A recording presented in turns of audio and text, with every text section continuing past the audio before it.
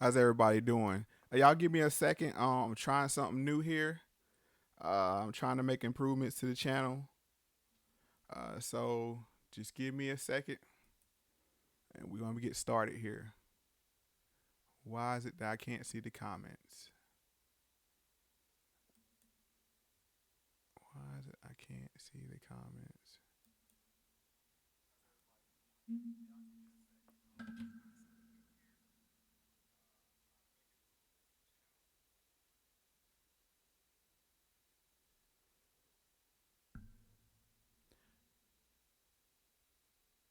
All right, so what's up, Seven Steel? What's up, Twisted Hickory on Juice?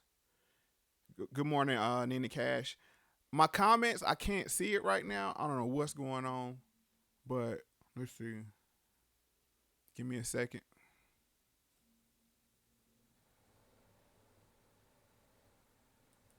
And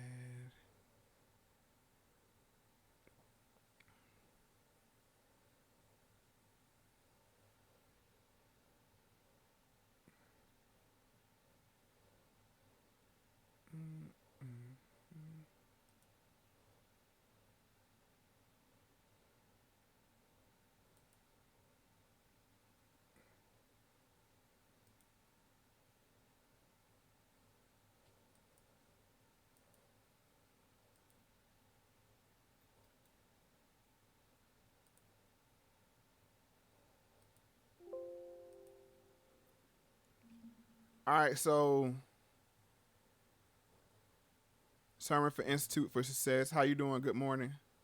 Um, Couple more minutes and we're gonna get started here. My reply to the comments are gonna be a little slow because I actually gotta read them off my phone here. I can't figure out how to get them on the screen, but that's cool. All right. So as we know, we're here to talk about the whole Jay Z, Colin Kaepernick, and NFL situation. You guys let me know if I'm sounding okay, if you can hear me okay. Um,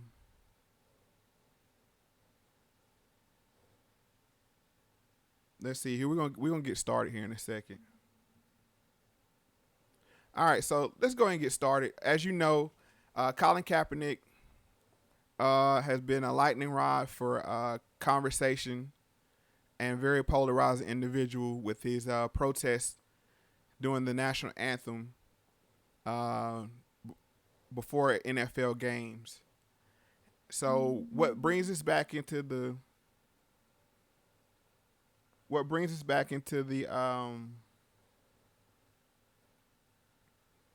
news is the fact that Jay Z at one time was seeming to side with Colin Kaepernick and boycott the NFL, has now done to be over social justice issues concerning the NFL.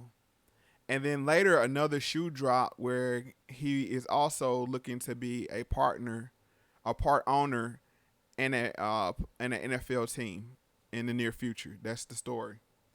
So what I wanted to do was go back and just go over the story. My last live, I forget who it was, but they asked me to go over the Colin Kaepernick story, and it has a very many layers to it. So we're gonna look at the influences over Colin Kaepernick and how he got to the point that he was now. Uh,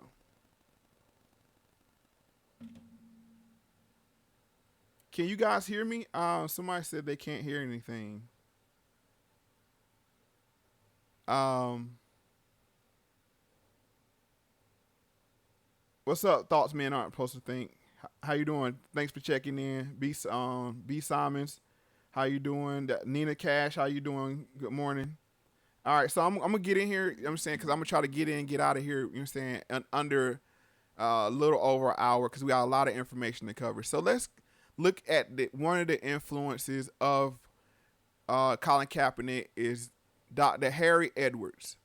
And just to give you a little background of Dr. Harry Edwards before we get into the videos, as you can see on the screen here, he has a lot of history in civil rights and social justice, and being an activist. One of the things he's known for is his role in the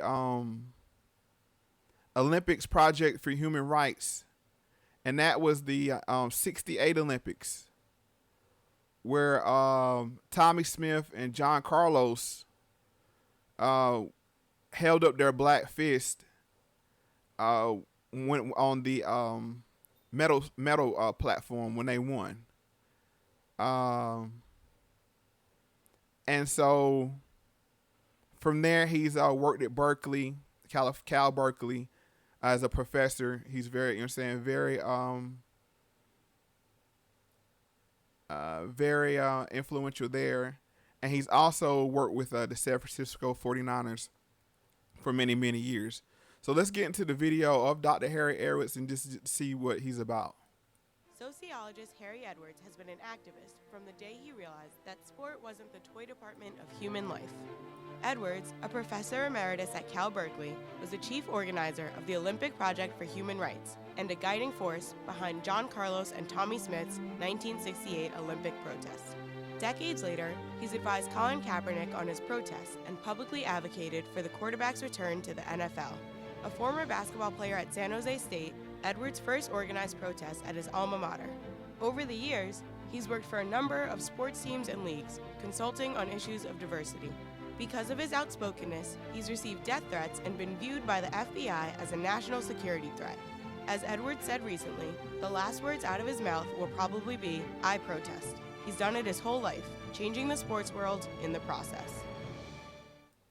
Sociologist. All right, so looking at Dr. Harry Edwards, he's been very influential, and he's the person, I believe, that is somewhat of a handler of of Colin Kaepernick, because if you people remember, Colin Kaepernick was not an activist when he first came in the NFL. He was more of seen as a playboy, a jock, if you had to categorize someone. So it caught a lot of people off out of left field when he started to protest. So just so you understand what his influence on Colin Kaepernick was, let's catch another video here. Let's see. Nah, I hate ads. I'm not going to do ads.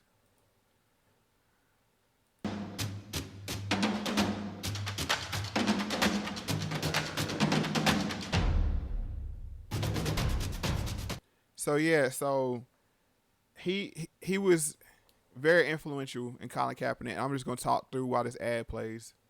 But yeah, we're going to see that how he basically steered Colin Kaepernick in a way.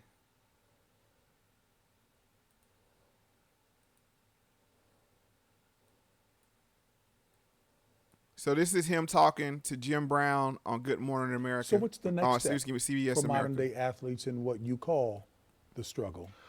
Now the thing is power, and the issue becomes for them, how do we frame it up so that we can move forward and make our contribution?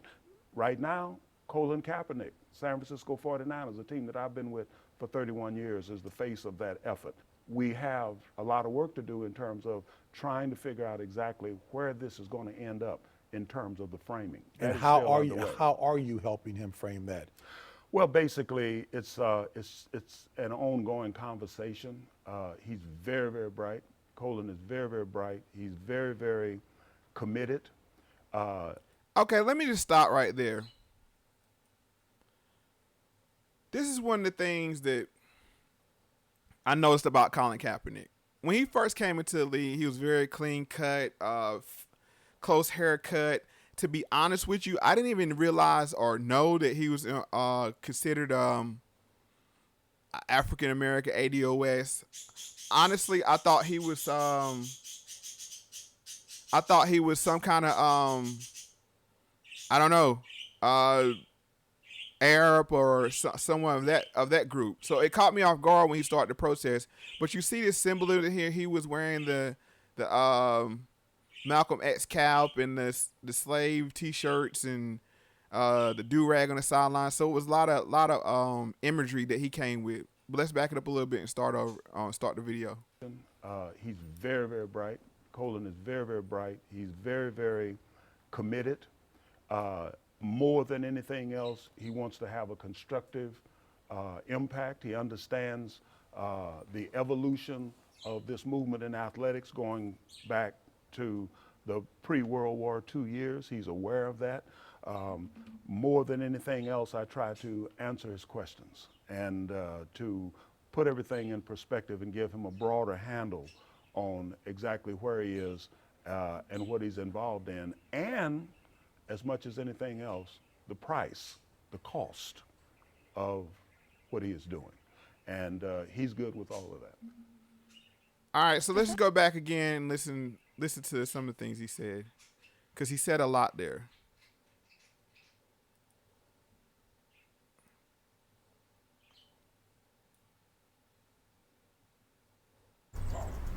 Oh, these ads are killing me.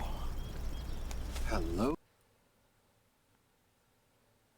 So yeah, he said a lot there. He as you can see, he was very influential over Colin Kaepernick. So it just strikes me that he had that kind of influence, but he wasn't out front and visible in this whole conversation. And we're going to understand why in a minute. From what I understand and what I see, Colin Kaepernick had a bunch of different people vying for him as an asset. Because they saw that he had built up a name for himself, and they saw that they could use him and his platform to push their agendas. So let's just go back here, right about here, I think it was. Going back to the pre-World War II years, he's aware of that.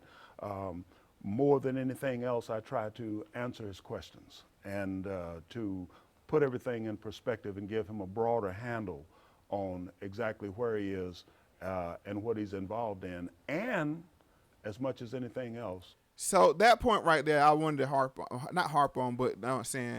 highlight. Did Colin Kaepernick act and not fully understand what he was getting himself into? I believe so. And let's go take a look at the timeline to say this. If you look at Colin Kaepernick and his events, when Jennifer Lee Chan first broke the news about him sitting, it's important that he was sitting on the sideline during a preseason game. She tweeted out about it. And it says here, one day later, after the action started to go viral on social media, Kaepernick explained the reason behind his decision to sit. He says, I am not going to stand up and show pride in a flag for a country that oppresses black people and people of color. To me, this is bigger than football, and it would be selfish on my part to look the other way. There are bodies in the streets and people getting paid leave and getting away with murder. So even himself, he said it was about the flag. But later on, they're going to walk that back. And it's a reason why they walked that back. All right, so let's look at another influential figure on Colin Kaepernick. And the thing is, I'm not going to rehash the whole story because we know a lot about it. But there's certain figures in this story that we don't know about. Nobody knows where great ideas come from, but if you don't do with them, I can. So, another one is Miss Nessa Diab, or Ness Nitty, as you may know her. She's a radio host in New York City on one of the popular radio stations up there. And I just want to illustrate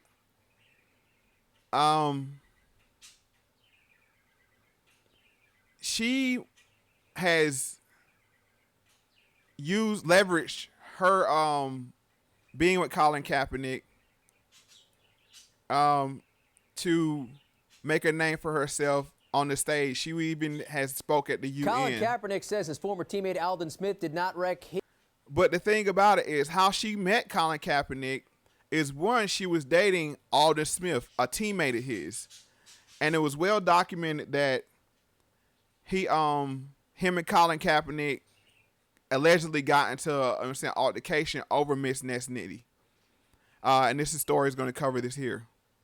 Colin Kaepernick says his former teammate Alden Smith did not wreck his car. I am Jim Basquell. This despite internet reports that the two had a disagreement resulting in Smith smashing Kaepernick's Mercedes. Smith has since been released by the team. His fifth arrest, third involving DUI since 2011. Kaepernick did say it couldn't be a Mercedes as he has a deal with Jaguar. Let's bring in Paul Gutierrez, who covers the San Francisco 49ers. And Paul, it's been quite an eventful offseason for the 49ers. What can you tell us, if anything, regarding the relationship or any friction between the two prior to Smith's ultimate incident with the car?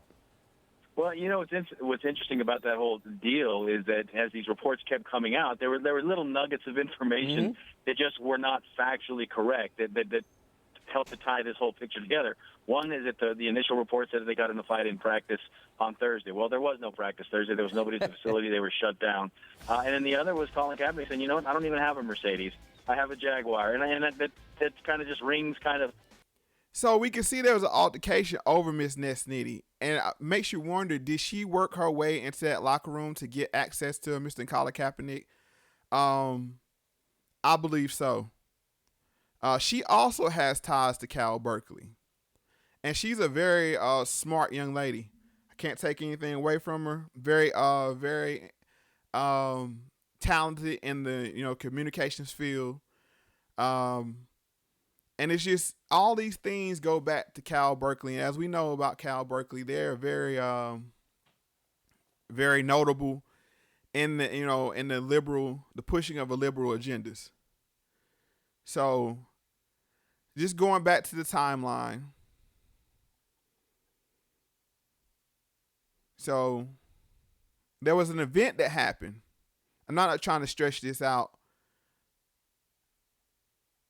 But once Colin Kaepernick was sitting,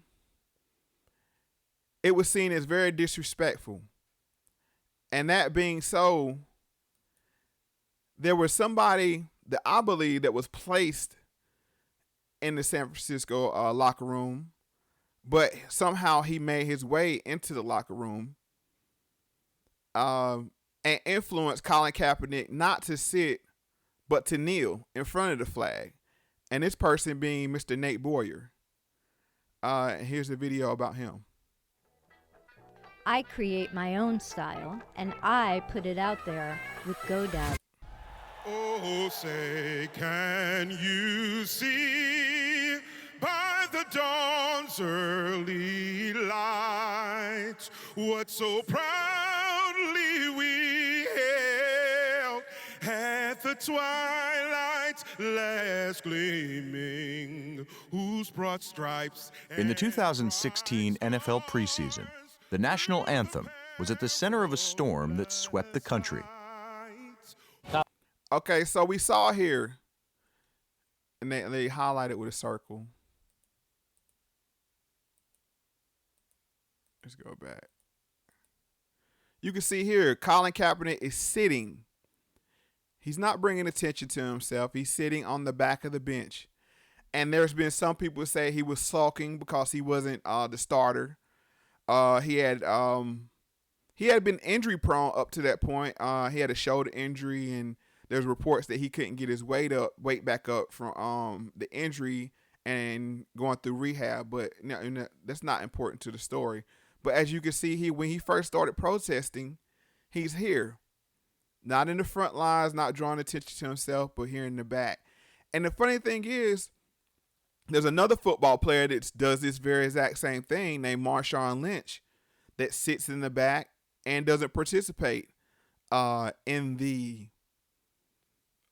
ceremonies. Or, as we get later, it's bigger than just a ceremony. But let's just continue with the story. Anthem was at the center of a storm that swept the country. Colin Kaepernick played in a game for the first time in 10 months on Friday night. But it's what he did before the game that grabbed the headlines. Kaepernick choosing not to stand for the national anthem. When I first saw him, I made a snap judgment, and I was angry and disappointed because I grew up a Niner fan and I was pulling for this guy. And now he just pissed on my flag. And that's what I thought initially. Okay, even he says this guy, he was angry, upset.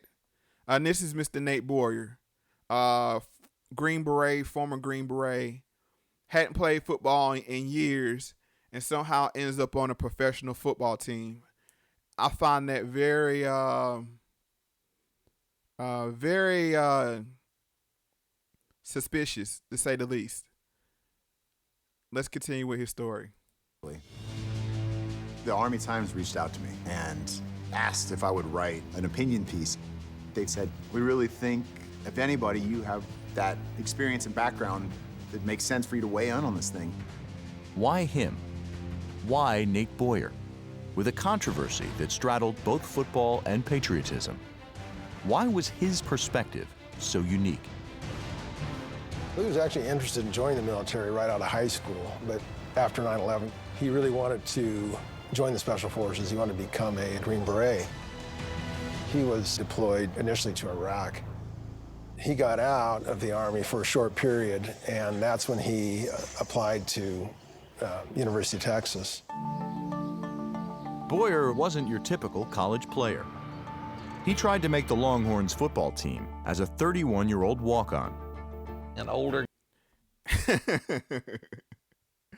So he pops up out of the military and becomes a 31-year-old long snapper on a college football team.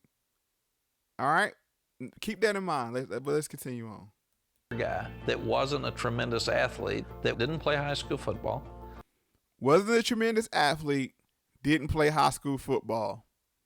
But let's continue. That wants to join a national championship program. I mean, come on now.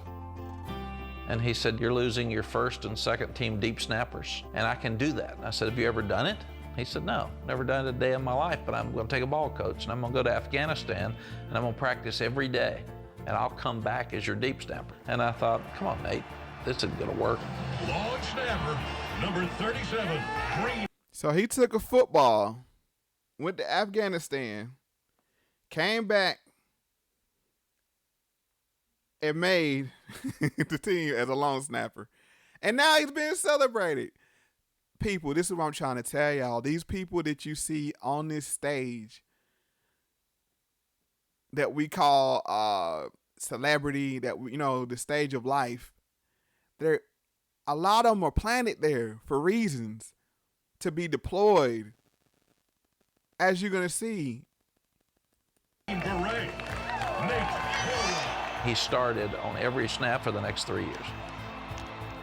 We had him take an American flag on the field every time we would come out. He became a team leader.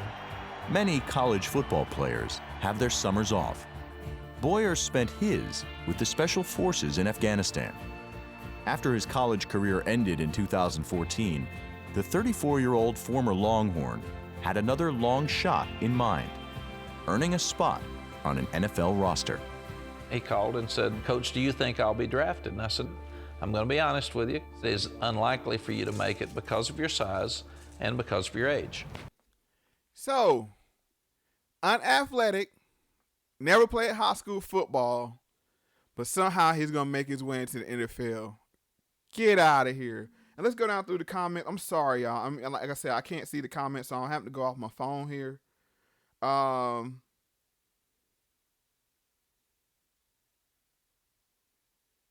I see y'all heard my bird. Yeah, that's not my bird. That's my kid's bird. And I totally forgot it was out. I had to put it up. Yeah, but I'm glad y'all can get the meter. Yep. Real Truth and Power, what's up? Let me speak to everybody. Nina Cash, what's up? Gary Stewart, good morning. Thank you, Seven Steel. She says hit the thumbs up. Please hit the thumbs up. That's all I ask you guys to do is hit the thumbs up. That's what helps get the channel out there. And I want to say one thing before we move on. Thank each and every one of you subscribers. I have hit 1,000 subscribers. It's amazing. I can't believe it. I never thought, one, I would make it this far, this fast.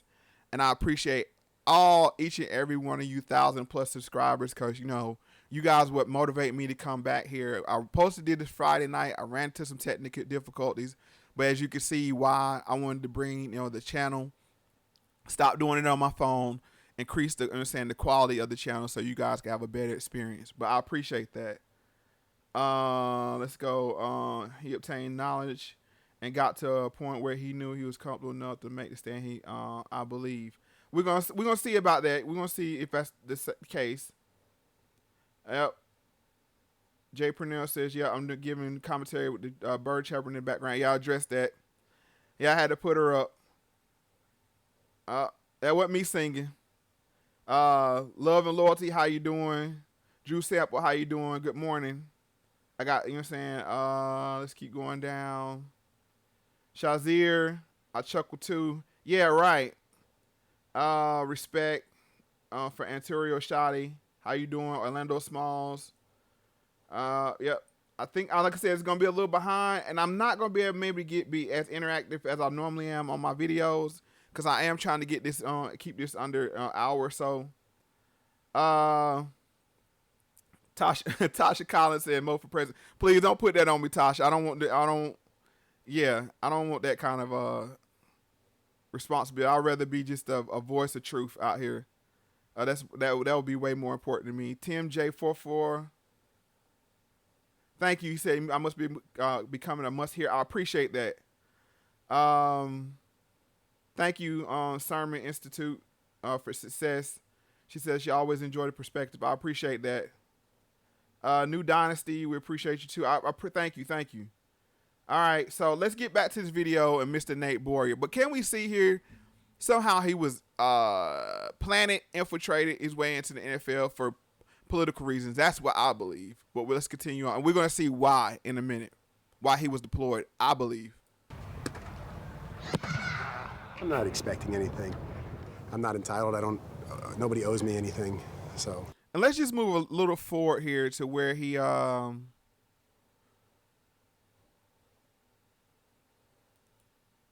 he gets, to the open letter to Colin Kaepernick. He did so in an open letter to the 49ers quarterback. I'll write as if I had Colin in the room for 5 minutes, and I just could tell him about how I reacted to it, how I was feeling. Not speaking for anybody else, just for me.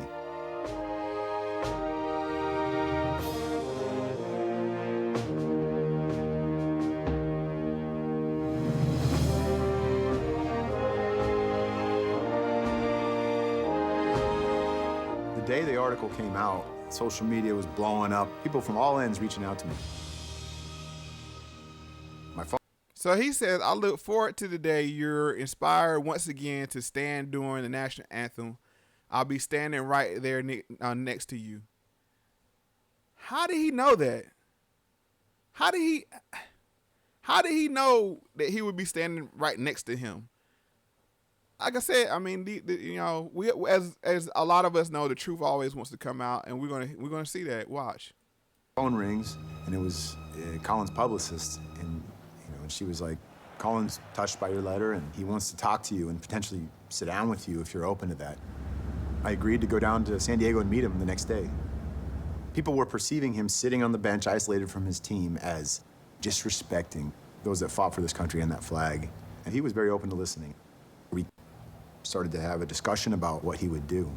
He was planning on sitting that night, and I said, "Is there any other way you could take a stand without sitting for the anthem?" We came to a middle ground where I agreed to stand next to him if he took a knee. Most of the crowd that's here in the So now you see where taking a knee came from. Who is this guy Nate Boyer to tell Colin Kaepernick, who was so hell-bent on making a stand, allegedly, no pun intended, to come in out of nowhere, he don't know this man, and convince him to say, Sitting is disrespectful. How about we come to a compromise and you take a knee? Bro, kneeling is seen as a submissive act. It's, you know, you kneel in front of a king. You kneel in front of your wife when you ask her for her hand in marriage. You know, it's not a sign of defiance. So why would he agree to this? Let's continue, though. The stadium tonight was already in their seats by the time the national anthem began. Colin Kaepernick choosing not to sit on the bench this time, but to take a knee on the side of the field when that song rang out. I'm not pro Kaepernick's protest. You know, that's not necessarily where I'm standing here. I am definitely defending his right to do what he's doing. You don't have to like it. You have every right to hate that. Whether he approached it in the right way or not is not the issue. What matters is he started a discussion. America is a great place. It is. It's one of the best places in the world. But we could do better. We can always do better. All right, so who is this guy and why was he sent? And we're going to find that out now. As some of you may have heard me say before. Nobody knows where great ideas. As some of you may have heard me say before. The national anthem is not about the national anthem at sports events. The national anthem is a commercial for the military-industrial complex funded by the Department of Defense. And if you don't believe me, you're going to see it in this next video. They pay millions and millions of dollars to these sports leagues to put on these elaborate jet flyovers, huge American flags, bringing out the troops. It's really what it is a recruiting mechanism. All right, so this is how it works. You got to follow me. You got young men tuning in to watch these sporting events. Most of them are amateur athletes themselves playing high school football. That's the ideal person that you want to recruit into the military. They're used to working in a unit. They're fit, you know, and they understand the team aspect. So this is why the military industrial complex puts on these elaborate advertisements pre the sporting event. You know, it strikes up nostalgia, you know, and it gets the kids that possibly could be recruited into the military excited and intrigued by it. And that's why they put millions of dollars into this.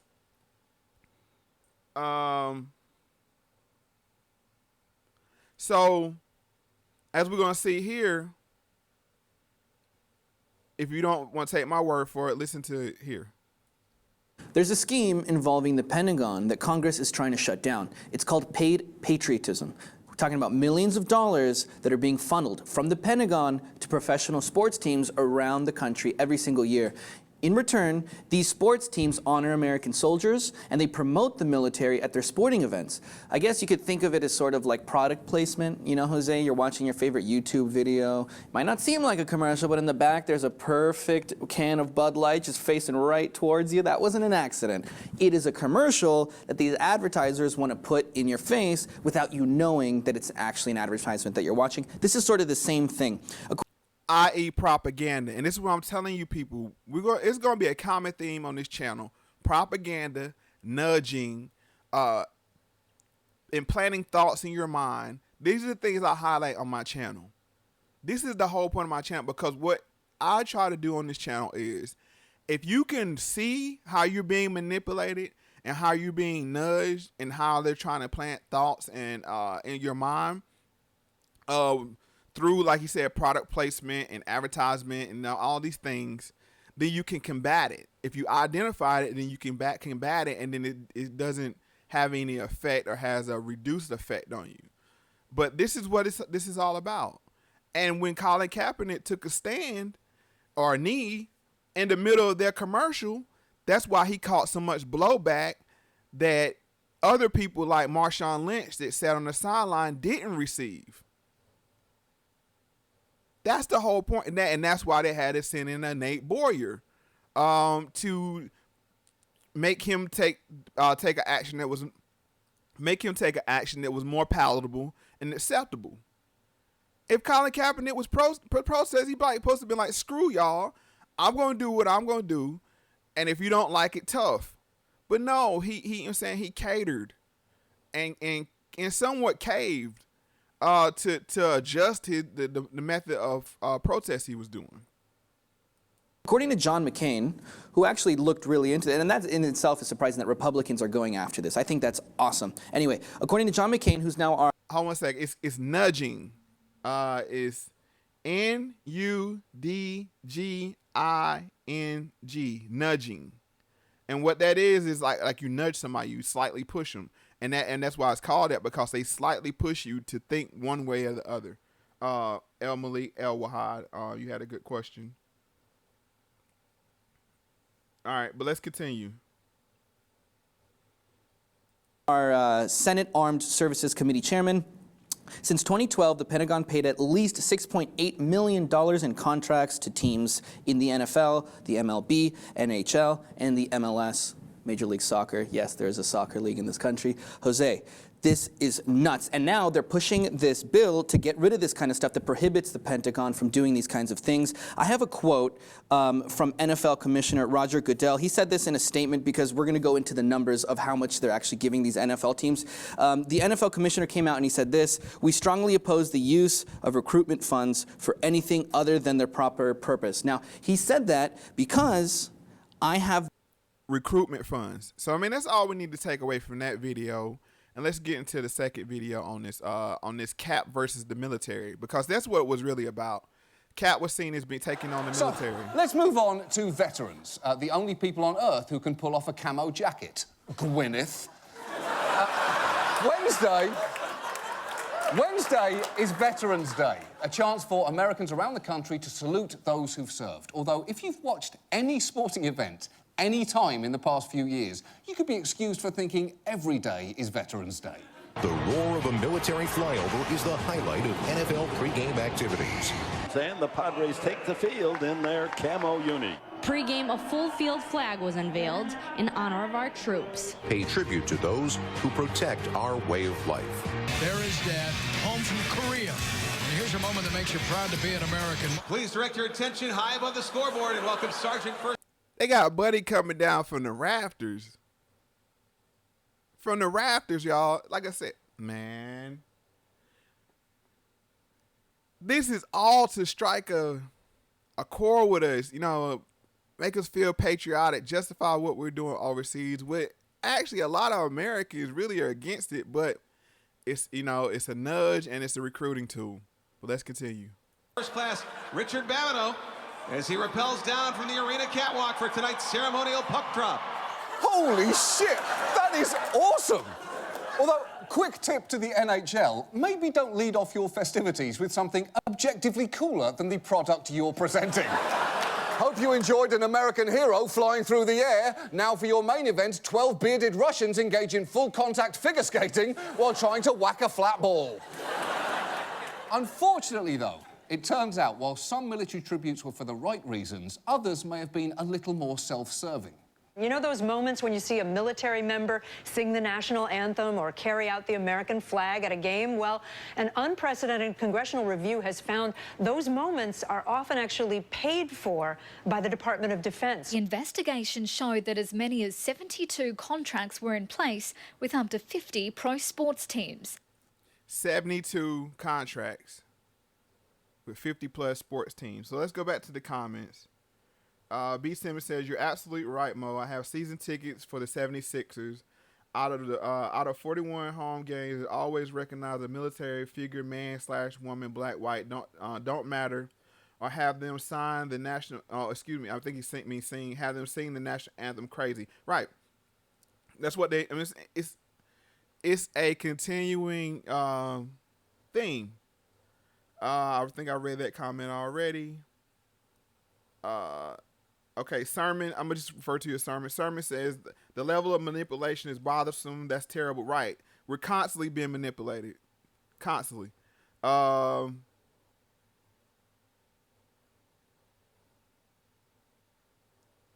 Debo Will said, good morning. How you going? Good morning, Debo. El Malik El Wahad said, everybody plays the fool. Right, we don't have to play the fool, though. once we realize how they're coming at us, I mean, they use the same tricks over and over again because they're effective. But once you can diffuse them, then you don't have to play the fool. Seven still said, remember Pat Tillman? Yes, Pat Tillman. For all you guys that don't know, he played, I think, for the Arizona Cardinals. He left his football contract and went to go fight in Afghanistan, if I'm not mistaken. But he did want to speak out against what the military was doing in their foreign affairs, and he allegedly was killed. I mean, he ended up dead, but allegedly he was killed by friendly fire, quote unquote friendly fire. Corey Matthews, it's a paid appearance. How you doing, Goldie? But let's just keep going. I don't want to harp on that because this is just all background to what we're going to see here. So Colin Kaepernick, he was feeling himself. He had the people behind him, hashtag, a lot of people were supporting him. Other athletes was really, really getting behind him. But he stepped on a landmine. He stepped on a landmine when he said he wasn't going to vote. You cannot say you're not going to vote. That's off script. You have to push people in one direction or the other in voting. You can't say stay at home. And I get pushback about this a lot when we talk about the reparations, ADOS talk from people. Wow, you got to vote. You got to vote. And Cap's going to feel the same pressure. And he really lost a lot of support, as you're going to see when he said that. I appreciated what you said about Colin Kaepernick. As someone who's 54, registered to vote when I turned 18, I've never in my life missed voting in an election. Neither have I. Expand on what you had to say about him. Well, listen, the fact is he had every right to protest, and when he was talking about racial injustices and things of that nature, you certainly could understand where he was coming from. It was a quiet protest. He didn't impede anybody's ability to watch the game, to come to the games or anything like that, which is why I went on Good Morning America, my show First Take on ESPN2, every weekday from 10 a.m. to 12 noon, and other outlets to support him. However, the second that he decided that he was not going to vote, and then to publicly reveal that he wasn't voting, I thought it was egregious to the highest order. I thought it compromised everything that he was standing for, and more. For him taking a stand, now we applaud him. The sports media, majority of the sports media applauded him when he took this stand against the NFL and the flag or whoever you want to say, taking a stand for things affecting African Americans in America. They were all behind him. But soon as he want to use that freedom of thought to say, I'm not, he looked at the two candidates. And what they were really pissed off was, and this is, just a tangent of mine. Everybody know he wasn't voting for Donald Trump. Let's be clear. They were saying, how dare you have the unmitigated gall to say you're not going to vote democratically. That's what that was about. I mean, we know he isn't going to vote for Republican, but how dare you not say you're going to vote for Hillary Clinton? And as soon as he did that, all the sports media pulled their support for him, and he really, they went, they blacked him out in the media. And if you can remember that, he really died down until, till it was a spark that came back up, and we're going to look at that spark later. More importantly, I thought it was a disrespect to our ancestors, to people who have bled and fought and died, for him to have the right to do that, and then also take into account the fact that we have a president who is outgoing in Barack Obama, who captured 93% of the black vote, who obviously black folks come out and support. He went before the Congressional Black Caucus and went campaigning on behalf of Hillary Clinton, basically imploring our community to activate itself in Activate itself. All right. I know, but we got to go. I got to do this.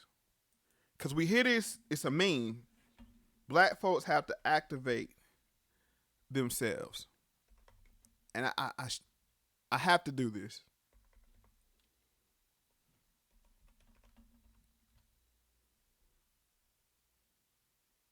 activate. The definition is make something active or operative, right? They don't want to motivate us. Like, look at the definition of motivate. And the reason why I say this, words matter.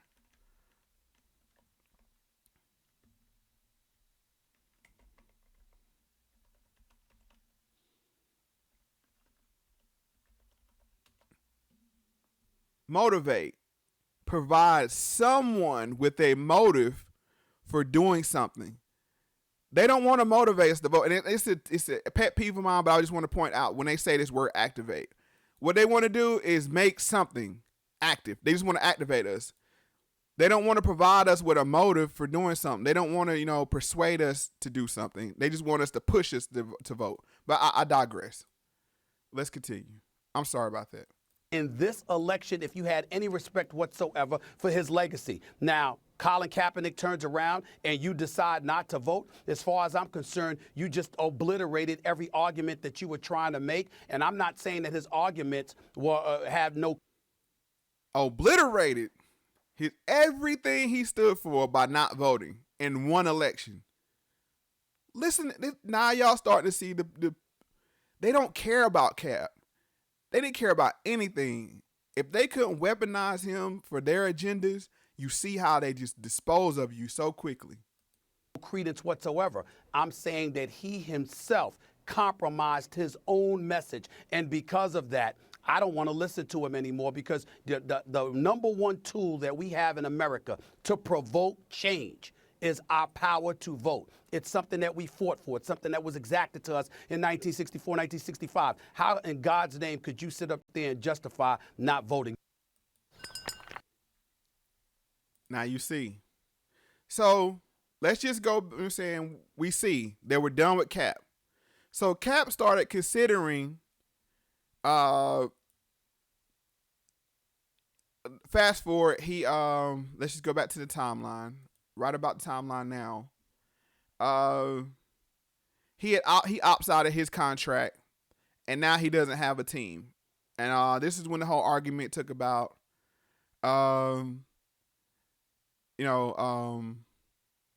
saying, why ain't Cap on a team? Why ain't Cap on a team? He deserves to be on a team. So 3 teams, let's see. They said 3 teams have inquired about Colin Kaepernick, advisor says. And that advisor was one Mr. Harry Edwards. It says Harry Edwards, a renowned sociologist and civil rights activist who has mentored Colin Kaepernick, told USA Today that the team have asked him about Kaepernick's desire and ability to play. So let's listen to the small short clip. What do you think about that, Herm? Seattle would be a landing spot. I would think the Ravens as well. When you think about his brother coaches the Ravens, Coach Harbaugh obviously is in Michigan now, but they have a relationship. They're brothers. They know the ins and outs of it. Arizona, Bruce Arians, I know Bruce personally. Carson Palmer's 37 years old. I mean, the Minnesota Vikings. We don't know. Just got Blaine Gabbert. We don't know if Teddy Bridgewater's coming back or not. Right? And they have a quarterback there right now that, he's okay, but he's not the future. So I think there's a couple spots. But when you look at Colin Kaepernick, you have to ask yourself this question. It's not so much does the coach want him or the GM wants him. Does the owner want him? And that's where the conversation goes. This is not just a done deal. Hey, we want to sign this guy. You're going to have a conversation with the owner as well. Can he still help an NFL team from what you saw from him last season? He can. I mean, now you got to know who he is. Look. He's a dynamic player when he has parts around him. Mm-hmm. When he has to do it by himself, he can't carry a team. The average passing percentage in the National Football League is 63%. He's a 60% passer. That's what he is. 85 touchdowns, 51 turnovers. That's his career. Okay, now when he. All right, so they just go into the stats. So as you can see at the time, teams were interested in Colin Kaepernick, but this is when his handlers really shifted. It went from Harry Edwards being his handler and advisor to this is when Miss Ness Nitty took over. According to Larry Brown Sports, Colin Kaepernick's girlfriend, Nessa Diaz, refutes reports about teams inquiring.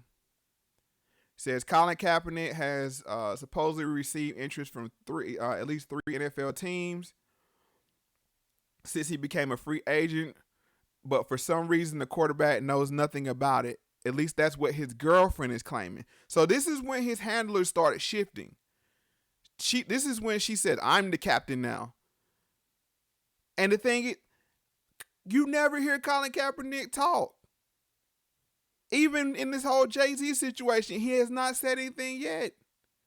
You got Eric Reed talking for him. You got Nessa Diab talking for him. But Colin Kaepernick doesn't talk. And that's why I said, actually, I feel sorry for the guy. Because I honestly believe that he's being handled. As you can see here, it says, at least according to what his girlfriend claims. And then she tweeted, what supposed 3 teams, if this was really from his advisor, Colin would have known about it. So that's when she took over. And that's just a small note. But let's look at it now. So one of the teams that they mentioned before was, and I'm trying to speed this up here. One of the teams that they were spoke about before was the Ravens. And now, the Ravens had a vested interest in him for something bigger than football. The Ravens, Ray Lewis was speaking for the Ravens, but Ray Lewis was also speaking for, and I'm going to use this term, and when I use this term boule, I'm not talking exclusively about the fraternity, the boule, but it's actually a blanket statement for the black elite of America. That it's like kind of like when you say Illuminati, you're not just speaking about the official group, you speak about the web of the network. So Ray Lewis, Jim Brown, and John Wooten. John Wooten is a very influential person in the NFL. He put in the Fritz Pollard rule. That's the one where black coaches have to be interviewed. So he's a black, powerful black man in the NFL. He also was a former teammate of Jim Brown on the Cleveland Cavaliers. I mean, not Cleveland Browns, excuse me. But they had their eyes set on bringing Cap in. And this is all my thoughts. I'm giving y'all facts, but then I'm filling in the blanks here. They saw that, Harry Edwards was out. They was like, okay, we can bring him in, give him a spot on the Ravens. Flacco was on shaky ground, and then they could use him for their agenda. But Nessa Diaz wasn't having that. And this is what sparked. Well, Vic, many fans want to know how close were the Ravens to signing Colin Kaepernick. Ray Lewis says they were about to close this deal, but one tweet changed it all.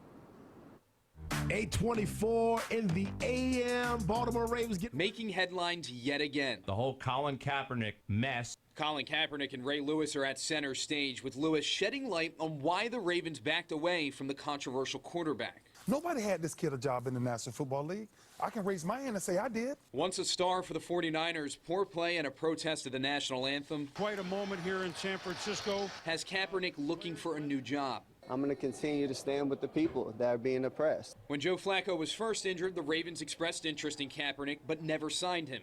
Shortly after, Kaepernick's girlfriend slammed owner Steve Bisciotti and Ray Lewis. Now, why would you, if you want Colin Kaepernick back in the league, and he had a real shot of being a Baltimore Raven, because honestly, Joe Flacco was terrible at quarterback. So, and he was injured. So if they brought Colin Kaepernick in successfully and integrate him in the offense, even with his skill set, because we saw that, what's the new kid they brought in from Louisville? They drafted him. He was a rookie starting quarterback last year. It skips my mind, but Harbaugh even implemented an offense to the same skill set that Colin Kaepernick has. So, I mean, they could have really been successful in integrating him into their offense as a predominantly run-first, read option quarterback. But what she did was sabotage him. She sent out a picture of owner of the Baltimore Ravens and Ray Lewis and equated them to the Django characters, which is the coon and the slave master. But let's continue. Posting a tweet that mirrors the movie picture.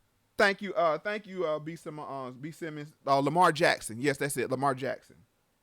Of a house slave hugging his racist master. The only thing that went bad was that image where she tried to make us a racist. Lewis on Showtime's Inside the NFL. We were going to close the deal. To sign him. To sign him. All we wanted to hear was hear Colin Kaepernick speak. Then his girl goes out and puts out this racist gesture. She doesn't know we're in the back office about to try to get this guy to... Ray, she knew. All she knew, Ray, is she knew what y'all was up to, bro. Keep it 100. She saw what was happening, and she said, "Oh no, that's not happening." And she, you know what I'm saying? She dropped this explosive tweet that shut all that crap down. She was like, "No, we got bigger plans for Cap. Cap is more valuable to their movement, the Black Lives Matter liberal movement, not playing football, than to get back in the NFL."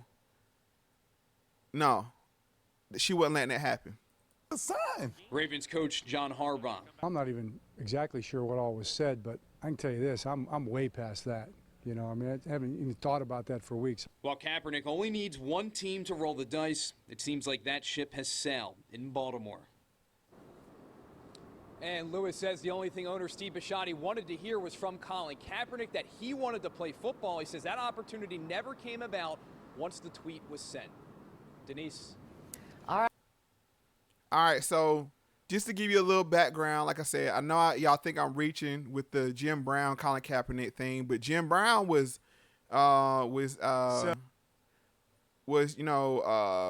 critical of Colin Kaepernick. Let's just listen to this background, and we can see, we can go down. I don't really want to go into the background, but it's there. You just do a little homework. You can see the affiliations of Ray Lewis, John Wooten.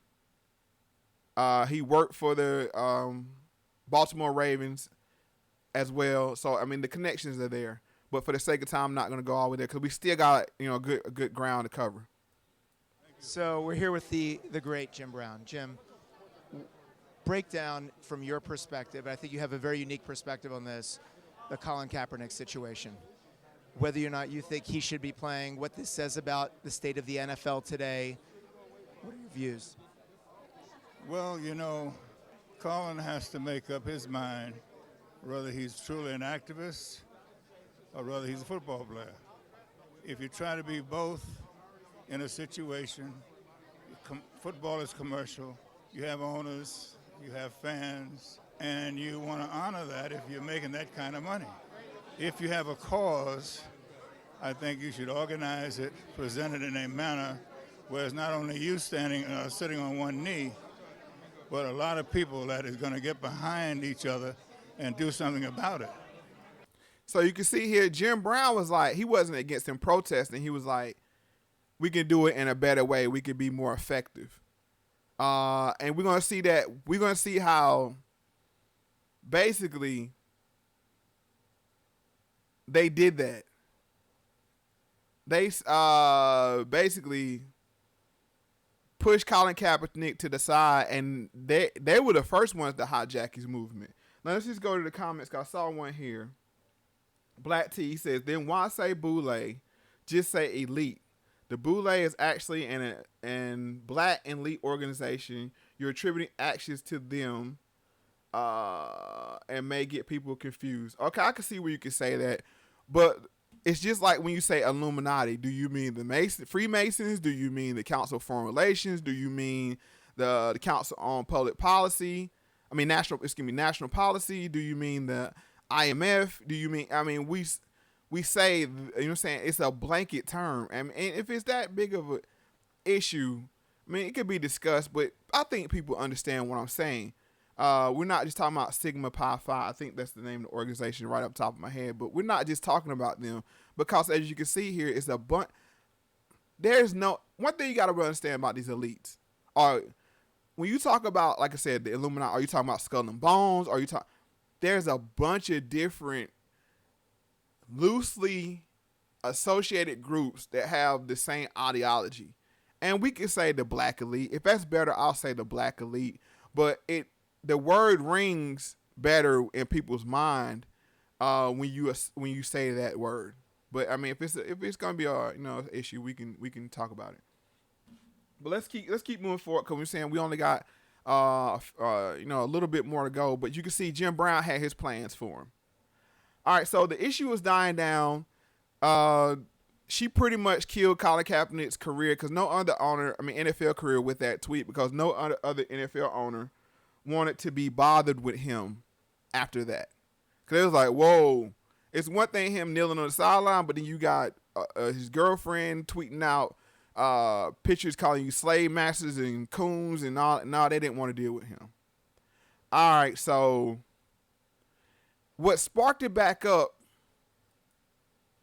was one, Mr. Donald J. Trump, with his SOB, or son of a bitch, comment.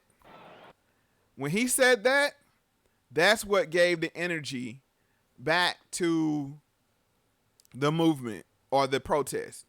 And the thing was, Donald Trump don't give a rat's ass about, I said this before, Donald Trump don't give a rat's ass about Colin Kaepernick, if he protested, if he didn't protest.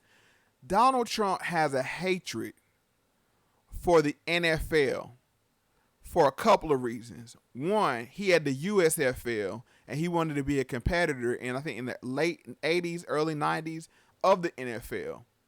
And he actually came against them with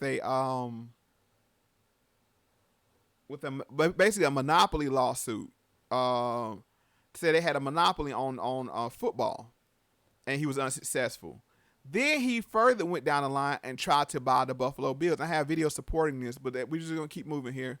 So that's why he threw, this monkey wrench in the NFL plans, because the protests had died down. Nobody was talking about it. But let's listen here.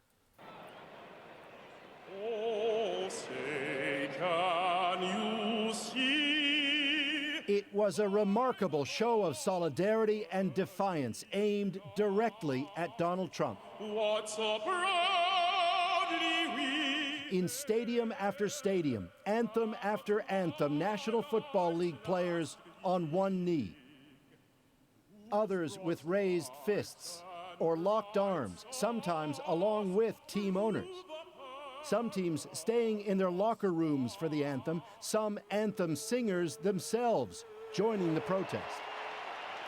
All of it a response to Trump's comments Friday about players who protest this way, who, in Trump's view, disrespect the U.S. flag. Get that son of a bitch off the field right now. Out. He's fired. Trump and his supporters frame it as unpatriotic, but the protests are aimed at highlighting racial inequality in the U.S. Nobody was protesting when he said this. That's why we got to be clear. This triggered a league-wide protest when he said, "Get that." That's what he said again. He's the master, man. He's the master at controlling the narrative for his own purpose. Let's listen to him again. The protests are aimed at... He's fired.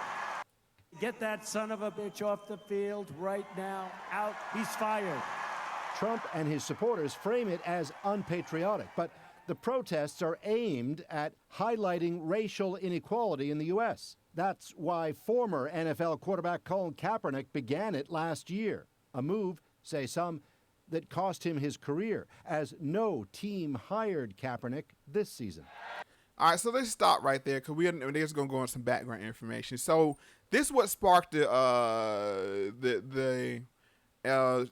sparked up the protest again, and it made it league-wide. Like they said, they had whole teams taking knees, owners taking knees even Jerry Jones had to take a knee with the Cowboys, and we know how Jerry Jones, get down.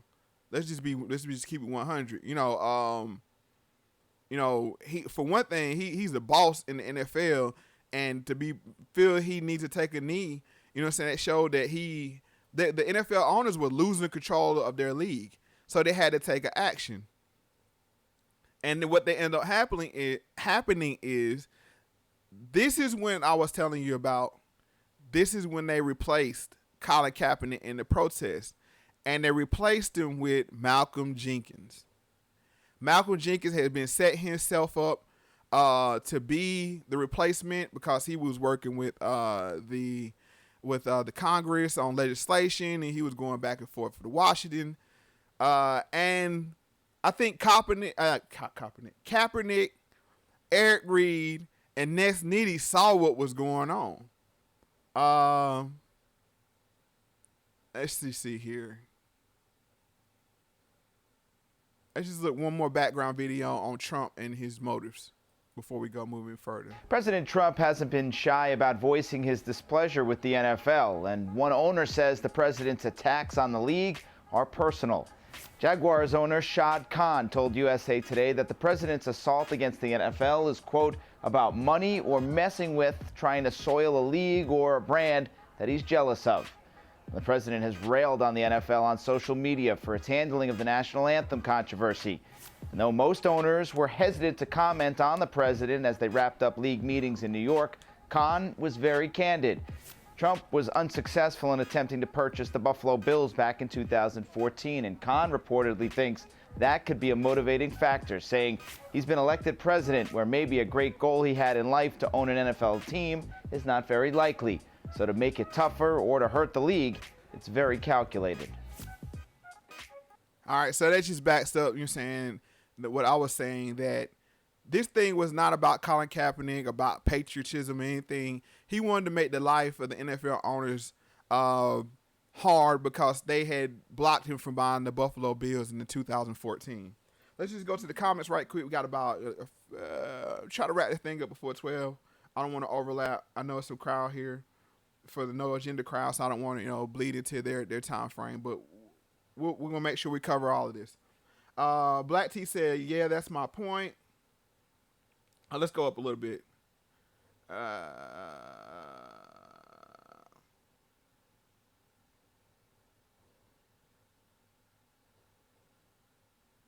Okay, Real Truth to Empower said Jim is old. We have to realize, yes, Jim is old, but Jim, what he done with the work that he done with gangs, we got to give Jim his respect. But he is a black elite. I'll start saying that, T. I think you made that point. Steve Coakley, yeah, he did break down. He broke down the boule. You can find those videos on YouTube, and I might even do cover that as a background for some more videos I want to do. Real Truth and Power says he's from B-More. He says these white people was tripping over Kaepernick. Right, they were tripping over Kaepernick, but one thing about it, and let's be for certain, if you can win people football games, as we saw with Michael Vick in Philadelphia, they were tripping over it. Dog Love was tripping over him.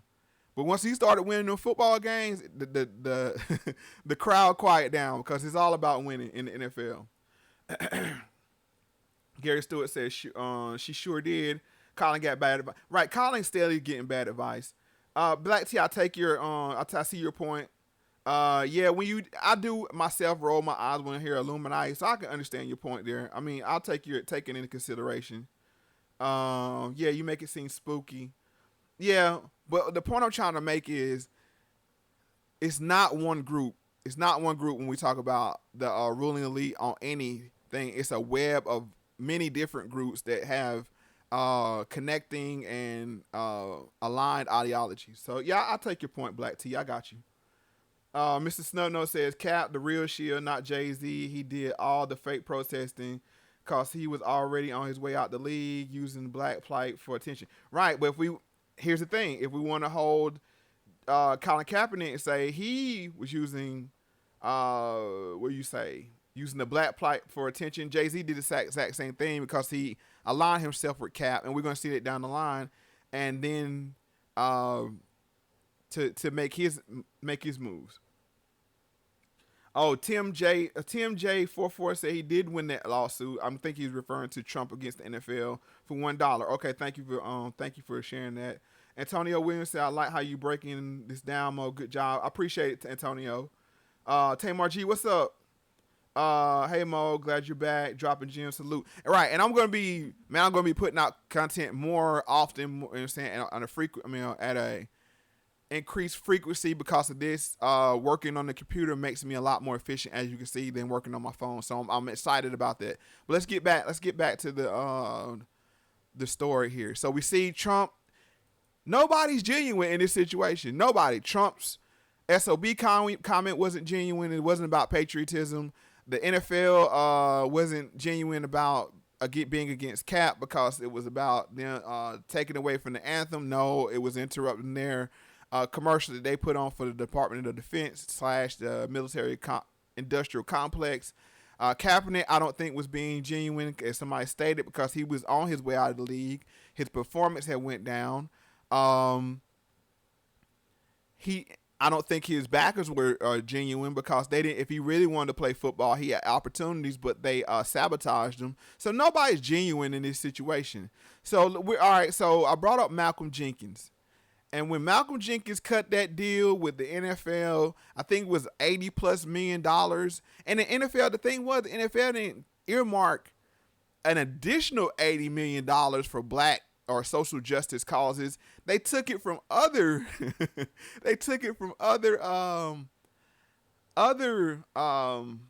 causes that they were supporting. So they just reallocated the funds to the social justice to the social justice cause, and that was to calm the league and calm the players, that had been inflamed by Donald Trump's comments. Jalen, I need to bat for this. This is heavy. What does Eric Reed mean when he co-opted the movement started by Colin? Okay, so this is going to highlight the beef between Eric Reed, who I see as Colin Kaepernick's mouthpiece, because every time something happens or Colin Kaepernick is in the news, he never says anything. Next thing he tweets, and Eric Reed goes in front of the camera and does all the talking. And then this is between Malcolm Jenkins, who was against the coalition that went and negotiated with the NFL to get the $80+ million that I previously stated. So here we go. Jalen, I need to bat for this. This is heavy. What does Eric Reed mean when he co-opted the movement started by Colin? I hate this so much, to see two of my brothers who intentions and hearts were in the right place, but it has gone wrong for public consumption. And initially, that's why Eric didn't want to comment. That's why he started off by saying no to everything. Yeah, he didn't want to go there. And what that is, and I hate that it's playing out like this, it ultimately has become a different version of black on black crime. And we see this take place throughout the annals of society, in particular in the civil rights movement. For example, when Martin Luther King had his vision of turn the other cheek, but Malcolm X had his eye for an eye. So this is why I disagree with Jalen, because this was not a beef about ideology. This is a beef about stolen platform. Because Colin Kaepernick, Eric Reed, and Next Nitty and that faction looked at Malcolm Jenkins as coming in and stealing the platform that they had originated. Because if you notice, Malcolm Jenkins didn't take a knee. He stood on the sideline and raised a fist. And Malcolm Jenkins is also tied into the Black Elite. I think he is a member of Omega Psi Phi fraternity, if I'm not mistaken. So he's tied into the Black Elite. Thank you, Black T, for correcting me on that.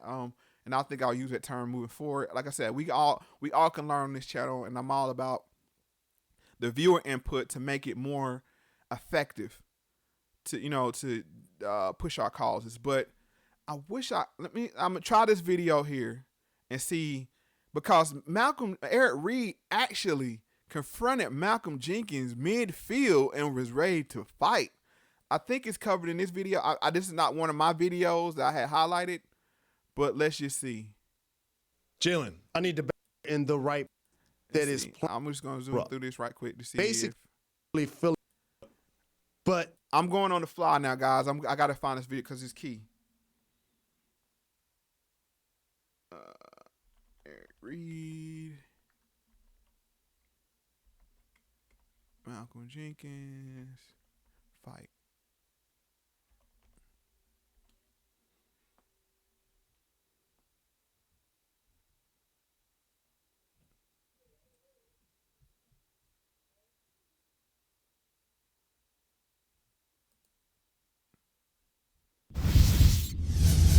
Carolina's accusing Jenkins of being a sellout over the anthem protest. Marty, what superpower? So, yeah, they met up midfield. He called him a sellout.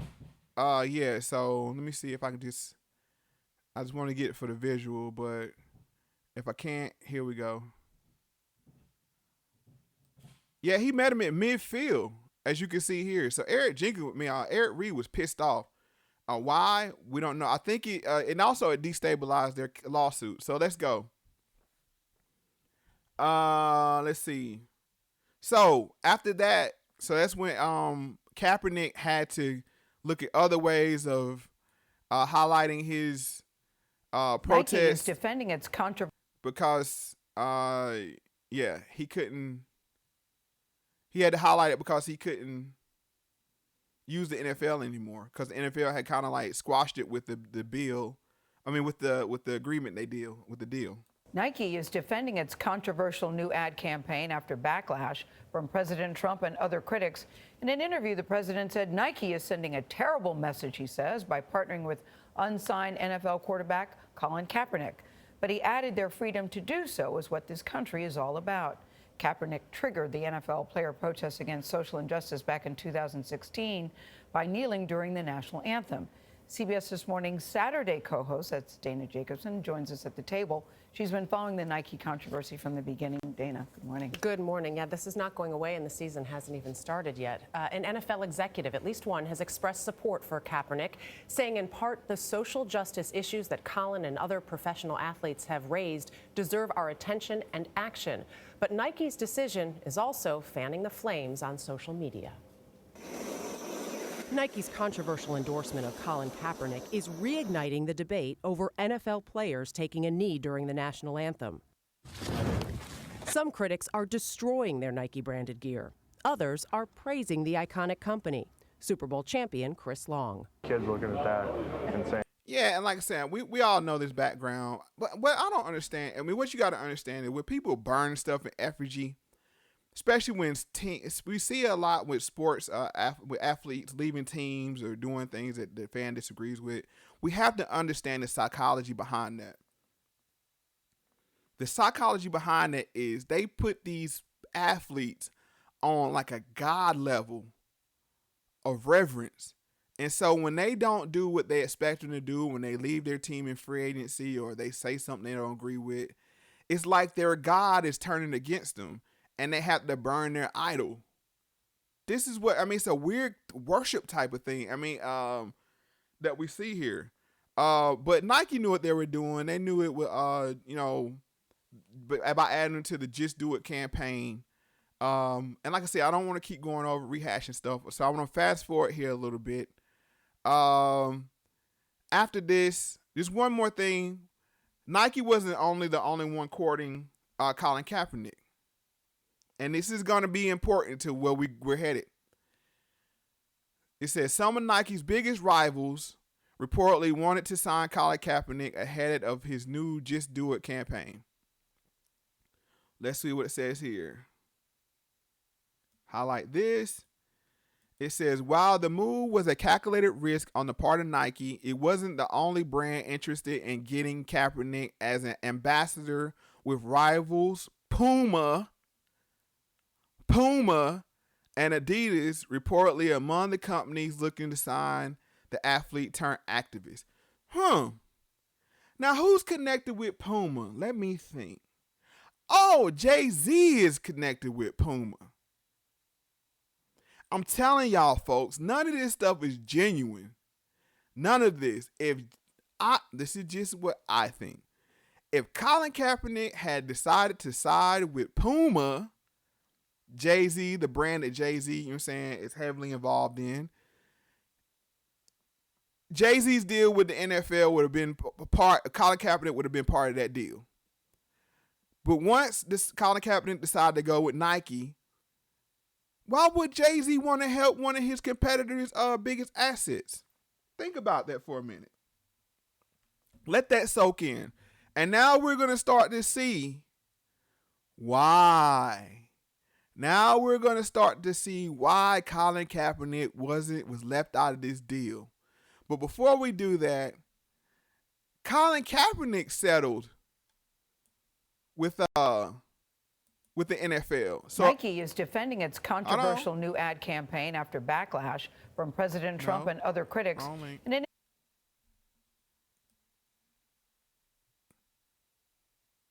To answer the question directly, I'm going to tell you right now, I don't think. Okay, so look, Mr. We're going to just listen to this. Colin Kaepernick settled with the NFL, and part of the settlement was him not releasing the details of it. So when it first came out, the agreement was said to be somewhere around $60 million for him, Eric Reed, and the lawyers to split up however whoever got what portion. Later news came out that it was around more like $10 million. No one knows, but that's a big range. And for Colin Kaepernick to settle, if you want to align yourself with a Jackie Robinson, with a Muhammad Ali, you don't settle.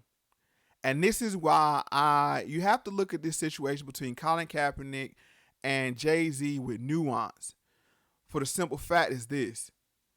If you want to say you're pissed off at Jay-Z for selling with the NFL, then you have to keep that same energy and say you're pissed off at Colin Kaepernick for selling with the NFL. Now, Jay-Z, we have reason to be pissed off at Jay-Z because Jay-Z himself, let's just listen to the settlement, a little bit of this clip about the settlement. To answer the question directly, I'm going to tell you right now, I don't think he looks very good, and I don't think the people who have supported and tried to martyr him look very, very good. Let me be very, very clear about that. Having said all of that, as a black man, his willingness to bring attention to issues that have plagued our community, I'm incredibly grateful to him for that, which is why I have supported him. I also believe that he has been blackballed. I don't care what anybody says. I definitely think that there is credence to that argument. But I'm going to tell you exactly why I don't think that he looks good. I don't know whether it was the Washington Post or where it was that I read this article, Max and Will, but there was a statement in there. There's a line in there, and it said, whether it was Washington Post, New York Times, I forget where it was, it says, justice and liberty dies in the dark. Well, here's where the problem lies. What did you win, Colin Kaepernick? I want to know the money. I want to know what the details of the settlement are. That's what I want to know. You don't sit up there and get martyred by everybody and their grandmother. All of these over the last 2 years, with everybody making a case about how he's being blackballed, he's being ostracized, and all of this other stuff. You don't get to sit up there and send out tweets thanking Rihanna and other stars who refused to perform at halftime for the Super Bowl in protest in support of you, because their belief was that you have been blackballed. And there's a nation of folks, particularly from the minority community, that have been standing up, screaming, hooting, and hollering about how you have been ostracized, how you have been mistreated. And then all of a sudden, you quietly reach a settlement, and we don't know what the hell it entails. That's So, as you see here, he lost support again when he took this deal. And this was a shared sentiment amongst about a lot of the sports news industry. So let's just fast forward here. That's just Kaepernick settling. So Jay-Z at the same time during this last Super Bowl was making statements in his songs. The NFL, he don't need the NFL. NFL needs him, and he even shamed certain participants in the Super Bowl halftime show, like Big Boy and Travis Scott, for participating. And then on top of that, you had JD was supposedly Jermaine Dupri from So Def fame. Allegedly was going to do a deal with the NFL in some capacity. And he was pushed back against. But let's just listen to Jay-Z boycotting the NFL. This is Jay-Z. This is the NFL. And this is what Jay-Z just did to the NFL in his brand new song. 'Cause you just got burned. Yes, it's Take Your Super Bowl and Shove It, starring Hove. Jay-Z has made pretty big revelation in a song that he has with Beyonce. Yes! Jay and Bay just dropped a new track called Ape. There's a song that they have called Ape. What should I say? Should I say Ape Crap? Ape Blank? Something like that. And in it, he reveals he was approached to perform at Super Bowl Lee back in February. But what happened next? I said no to the Super Bowl. You need me, I don't need you. Every night we in the end zone. Tell the NFL we in stadiums too. Wait a minute. I want to see. I'm big on imagery. See how he appropriated Colin Kaepernick's kneeling movement? And this is where Jay was bogus. Look at here. Black man kneeling. Who does that? Colin Kaepernick. So he appropriates it, but then he goes, and that's enough of that video, but I just want to show that imagery in his music video. I don't need the NFL, they need me. Okay. And what does he turn around and do? He cuts a deal with the NFL. It's the NFL's. And when he cuts that deal with the NFL, It's the NFL's. Hold on, when he cuts that deal with the NFL, everybody's not buying it, and he got backlash. Let's listen to this video here.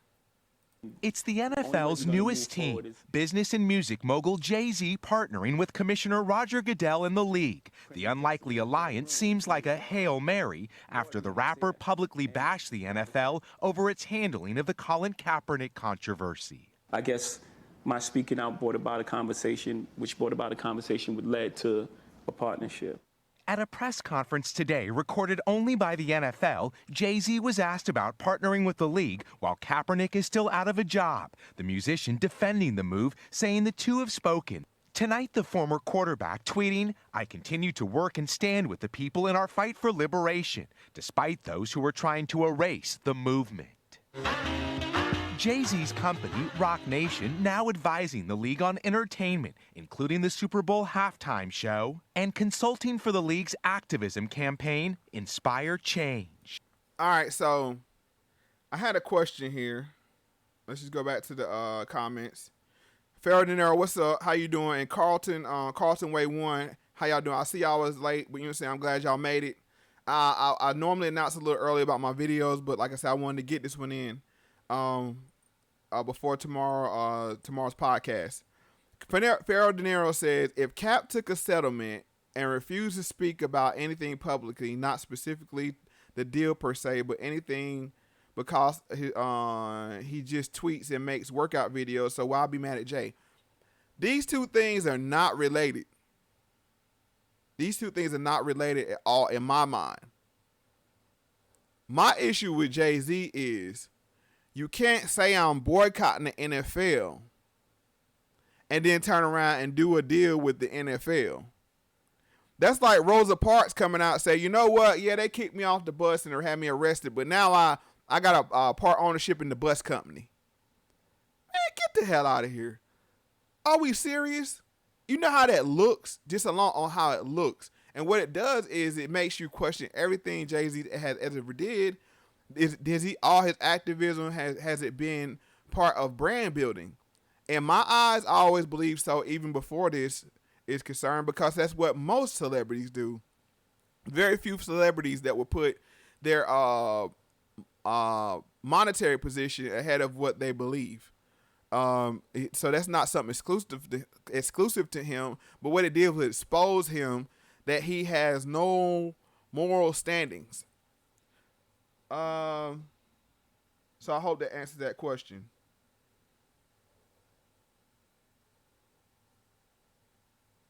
Next. So that's what I'm saying. Jay-Z and Colin Kaepernick are in the same boat. They're in the same boat in my eyes.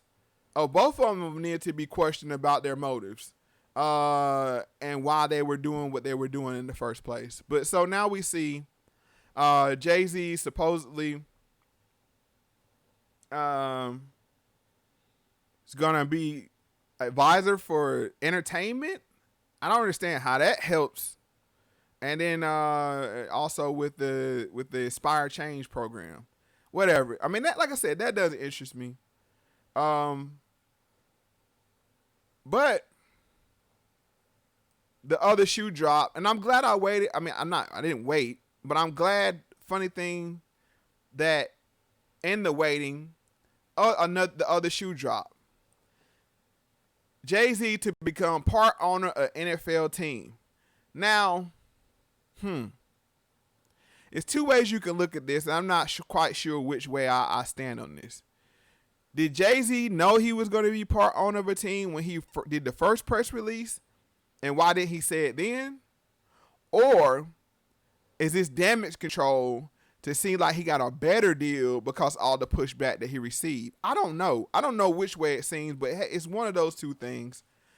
If I had to guess, and this is just me speculating, I think this is damage control. The NFL saw that their guy that was supposed to fix the social justice issue, and the reason and the timing of this in the NFL, let me just stop right there. The NFL did this perfectly. And the reason why I say that is from a business standpoint. The NFL did this perfectly because what they did was change this conversation of Cap not having a job, and they went and bought a black friend. And listen to me what I mean by buying a black friend. Now when the issue comes up is the NFL racist, it's like, I can't be racist. I got a black friend named Jay-Z. You know, when people are accused of being racist, they always like to throw that excuse. I have a black friend. So this is basically what they did. And they used Jay-Z and in his position to deflect attention that they were going to receive in this upcoming season with Colin Kaepernick starting another season without a job. So they successfully did that, and they put all the attention on Jay-Z. And now he's going to be part owner. Another point, if Jay-Z is going to be part owner of the NFL team, does that mean he has to sell his sports agency business? Because that's the reason why we were told he had to sell his stake in the New Jersey Nets. The Brooklyn Nets, is because it was a conflict of interest for him to have a sports agency, have a sports agency business and be part owner of an NBA team. None of these details have came out yet. So that's what makes me think this is damage control. And I'm just I'm just speculating. I'm just reading the tea leaves. I have nothing to support that claim, but just in my eyes, there was no mention of him being part owner of a team before. And then two, there's no mention of him having to give up his sports agency business if he's going to be part owner of NFL. But that's just, like I said, that wraps that up. So, is Jay-Z a sellout? What it does is it makes me question this is not for me personally. I've been questioning every one of his moves because it seems like he always shows up just on time to take part in some kind of move. That he takes that celebrity and that cause and rolls it into his celebrity to make him increase his advantage. But that's the end all be all of the story. We still have to wait for other details to come out. But hopefully with this video, I shed a little light on all the players in this Kaepernick situation. I hope I answered some questions that came up in my last live video about why I didn't support Kaepernick, because I think everybody in this situation is disingenuous. Everybody from let's go down the list of who I say is disingenuous. Harry Edwards is disingenuous. Why do I think this is just to recap. Dr. Harry Edwards is disingenuous because he always wants somebody else to put skin in the game and be out front like he did in the 6-day Olympics with those brothers, and he stays in the shadows. He done the same thing with Colin Kaepernick. Next on the list, Nessa Diab. I think she's disingenuous because I believe she manipulated and controlled Colin Kaepernick for her own purposes. If her role was for him to get back in the NFL and have a job, she wouldn't have done what she did and took the action that she did to make him, basically unhireable. One more thing, Nate Boyer. He's disingenuous because I think he was sent by the military industrial complex to save face and make the protest more palatable for the NFL and their advertising scheme that they have going on between the Pentagon and the NFL and the other sports leagues. So Jay-Z's disingenuous because you can't go from boycotting something to taking ownership in it. That's not how it works. Now, I have one more thing here. And I'm sure none of you heard this. There's one more influencer in the Colin Kaepernick story. And let's see here. And I bet you none of you heard this. And her or his name, I don't know their pronoun, Mia Isabella. Have you heard of her? I'm sure you haven't. This is a trans person that's associated with the Tyga drama as well. Tyga, the rapper, TYGA. She says she had influence on Colin Kaepernick and his protests. Very interesting that we never heard of this. I searched all the T sites. I searched all over the internet. And this is the only video I was able to find of Miss Mia Isabella. And this is why I go to show you. When people are agents or assets or whatever the word you want to call them, the media goes and supports, becomes a defense mechanism around them about anything that could be problematic to them. So let's listen to Miss Mia or Mr. Mia Isabella, whatever pronoun she uses. The other name that you get linked up with a lot, and it's especially been happening more because he's been in the news, is Colin Kaepernick. Mm-hmm. Is that something you're going to be addressing on the podcast? Is there a story to address there? Hold on, before we continue.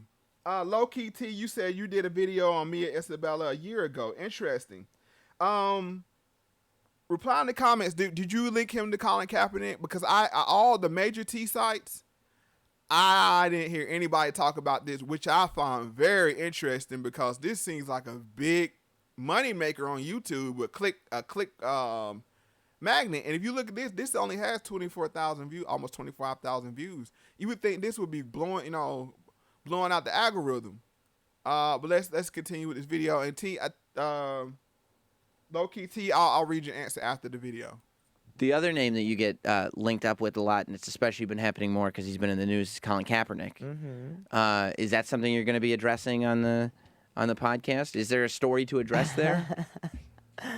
I'll take my time with that. Yeah. That's somebody that I respect extremely. You actually have care for extremely. I think is an incredible person. The braveness that he's showing now, I admire, and I feel like I maybe had something to do with making him feel bold enough to be the kind of person he's become lately. How did you do that? We had a great friendship, great connection, and we talked a lot. I'll say that. Oh, yeah. Okay. I have a lot of friends. No one ever inspired. What is she insinuating there? Like I said, I'm going to let her talk. I'm not going to put no sauce on it. I'm going to just let her talk. Let's rewind that a little bit. Because I always have something for you guys that the mass media is not going to give you. Let's listen to this. Be the kind of person he's become lately. How did you do that? We had a great friendship, great connection, and we talked a lot. I'll say that. Oh, yeah. Okay. I have a lot of friends. No one ever inspired me to not stand during the national anthem. I'm working on it. Well, I've had a few that would inspire me to kneel. Yeah, that's what she's talking about. No, I do get linked to him a lot because during the Tyga situation, someone saw some kind of social media By the way, footprints. I should point out something that you were like, okay, I had this plan with Tyga, and it Right, was and then I just if we ever fumbled. got exposed, we would just tell everybody that we were really good friends. Oh, shit. And then I was like, hey, what about Colin Kaepernick? And I'm you're like, like, we're well, I'll friends. say we're just really good friends. I'm like, How you like that? He pointed it out. He said that her plan with Tyga was if they ever got exposed, she would say they were really good friends. And then lo and behold, when asked about Colin Kaepernick, she said they were really good friends. But like I said, I ain't putting no sauce on it. Let's go back to the comments because I see everybody saying this. Faraday says, Mo, your autoplay on YouTube looking how mine look right. I think when you're saying I think once you get in the algorithm loop, yeah. Low Key T says she said that he was smashing a tranny. I don't know, but as you say here, it's very interesting that she used the same deflection excuse with Tiger that she used with Colin Kaepernick. And she says that her and Tiger were associated in that way. Wise DNC said they keep playing black people for fools. Yes, they do. They keep playing everybody for fools, but specifically us, because we're one of the most heavily propagandized people if not the heaviest propagandized people on the face of the earth. Low-Key T said there's a lot of articles on it, Mo, but they buried this story. Right. And actually, Low-Key T, they're scrubbing a lot of those stories, because I went to go look and you can't find it. And this is the only video. And actually, I downloaded this video because we saw what happened on my Meghan Markle video. So I actually downloaded this video. So just in case they pulled it, I would have it, because we saw what happened on the Meghan Markle story, how they pulled it in a matter of, just hours.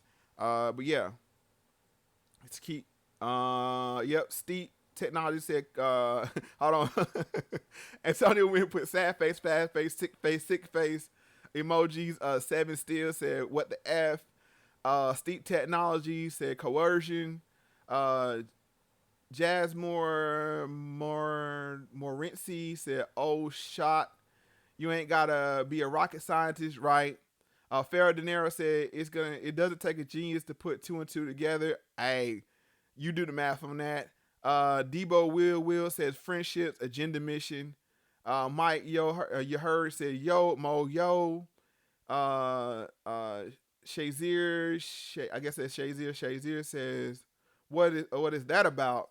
Bro, you tell me. And why haven't all the T websites, bro, if somebody pooped the wrong way, you're saying they got 10 stories on it. And this seems like a very juicy story to cover, but none of them did it, except one of my followers and smart people, Low Key T, she was on it. And, I'm going to be, following up with you.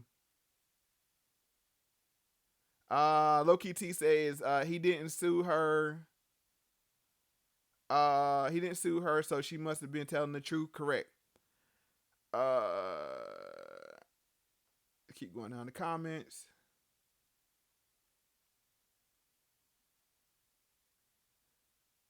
Let's see.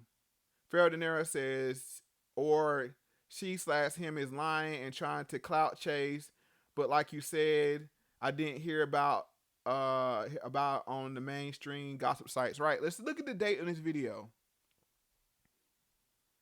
This was published on October 11th, 2016. So I don't know if she was clout chasing or not. And if she was, he was, or whatever you want to say, why not say that they were involved? Why use that, deflection? And I'm sure she probably got a lot of back channel communication like, hey, pipe that down, and maybe even a bag. HB2N said the most. Brenton Knight says, damn, your live chat 100 times better than the name that won't be better than Dana's. I appreciate that, Brenton Knight. HB2N says, hold your vote, Mo, or vote Trump. Yep, I'm holding my vote. All the black people out there, hold your vote. We're going to make them recognize us. Spoken that earlier. El Malik El Wahid said that was part of the settlement. Sermon Institute for Success says, Mo, thanks for all your hard work and in-depth research. I appreciate that. And like I said, if you all guys, everybody here, and everybody you suggest this video to, when you share it, and please subscribe. I hope it's all subscribers here.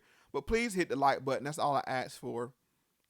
There has been people, and I don't know if they want their name to be named or not, but they have been so kind to also donate to the channel. You can find my donation information on www.mofactz.com/donate. There's a donate button there as well. If you feel the need to donate or you feel inspired to donate, I much appreciate it. What it does, I put that money back in the channel. As you see here, I put the website up. Now I'm doing it from my laptop because I finally got my OBS to work. So yeah, I'm putting it to good use if you want to help. Let's just go here. HBO2 says Mo really care about the people. Yeah, I do really care about the people. I really do. I don't want to see people manipulate, because what this does is, I know we're going over, but what this does is the manipulation. It affects your health. We all know when we go on social media, and I experienced this weekend with, just being on Twitter for longer than I normally am, following this story. It affects your mind. It affects your mood. It affects your your emotions in a way that you can't explain, because you're constantly being nudged and triggered and pulled and pushed and all these other things. So yes, what I try to do is make people aware so they can diffuse it, and you could read this information and see, be aware. Loki T says, just like Drake wearing blackface, I don't know how these things take so long to come out. Right. And they just buried that one. Ferdinand still saying HBO2 hold your vote or vote Trump don't sound like a bad idea. Right. Because the people that owe us is the Democratic Party, because we've been giving them our block vote up to high 80s, low 90% for year after year after year, election after election after election. So what we're going to do is either make ourselves presentable, make them recognize that they need us, or make people realize that we're free agents and we're open to taking deals from the other side. Okay, I will do it. Thank you, Sermon. She said, make sure you are putting the donation links under each video to make it easier. I appreciate it. I didn't think about that, but I appreciate that. Audrey Jack said, I absolutely love the research and the work that you do more. Keep up the good work. I think she said, Mo, keep up the good work. At this time, I'm unable to donate, but as soon as I am able, I will begin to support your channel. Thank you. Thank you so much. You are able to support my channel with a like. You're able to support it with a share. And even if you can't share it, tell people. Tell people that you know. Even if you don't say you got it from me, tell people that they're being manipulated. Help them realize. Like I said, this channel is about helping people be aware. It's a pro-truth channel. And that's what I'm trying to do here. I'm just gonna keep running through the comments. I'm gonna wrap up here soon. I'm gonna try to wrap this up at 12:30. It's a good solid 2 hours. Tasha Collins says, Moe Factz, you are killing the game. Stay confident. Always speak your entire truth. Your wife is one lucky woman. Blessings to you and your family. I'm the one who took Dana down. You heard. Tasha, thank you. I remember you. Yes, you're the one that called in after I hung up. Well, I removed myself from that situation. I believe you're from Charlotte, North Carolina. I know you're from North Carolina, but I believe Charlotte. I am so glad that you are here. I appreciate what you did so much, because, I appreciate that from the bottom of my heart. Mike, you heard, said Kim and Kanye sit with the president. Why is Jay-Z too good to sit with the acting president? And that's the other thing is, all the backlash Kanye got for sitting with the president, and he's actually getting people out of jail, and he actually talked about the 13th Amendment, in front of the president's face, and how it's detrimental to all people, specifically, especially the black people, and he got so much blowback. But so many people are mind warped to see that Jay-Z is being disingenuous and using the cause. I don't understand it. Botch Snap said, damn, I missed the 2 hours. Goddamn. Hey, Botch Snap, you catch it on the playback. Gary Stewart says, I'm an old head, Mo. I really appreciate you, young brother. Keep it coming. I appreciate y'all too. I appreciate each and every person that sends a comment on my pages, sends anything on social media. My DMs are open if you're saying you want to have a back channel conversation, something you might not want to post on my page or on my feeds. You can say it in back channels. If there's certain things y'all see pop up, because all these eyeballs are better than just my two, hit me with a link. I might not be able to get to it, I might not be able to cover it, but at least I'm aware of it. Twisted Hickory Juice said, NC, we riding with you, Mo. I appreciate that. Debo Will says, Jay wants to be commissioner in the NFL. Who knows? And Botch Stat said it's the Democrats. We got 2 more minutes, so if you want to get your live your comments in, say it now. If you want to do a roll call, just where everybody's reaching out from. Like I said, man, I appreciate this. I really do. And I enjoy this. I actually enjoy what I'm doing. Jazzy 609 says, Mo, the facts always in the clutch. #respect. Yes. And I'll try to bring y'all information, little tidbits that you might not get anywhere else.